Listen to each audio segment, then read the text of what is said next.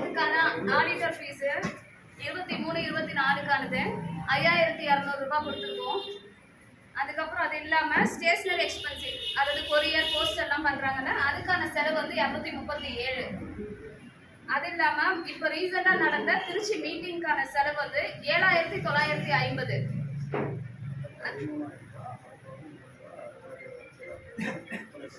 துணைத் தலைவருக்கு 3000 ரூபாய் கொடுத்துருக்காங்க. மொத்தம் அவங்க 11,000 3000 அவங்க சொந்த செலவு கொடுத்தது. அது போக மீதி செலவு 7950 ரூபாய். அது இல்லாமல் ஐடி கார்டு, பில் புக்கு அதுக்கான எக்ஸ்பென்சிவ் வந்து இந்த இப்போ வரைக்கும் 15,800 ரூபாய் செலவு பண்ணியிருக்கோம்.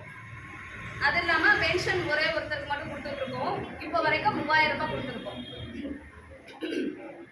லாஸ்ட்டாக நம்ம கையில் இருக்கிற பேலன்ஸ் எவ்வளோனா 1,01 ரூபாய் 1,1061 ரூபா 53 பைசா இருக்கு.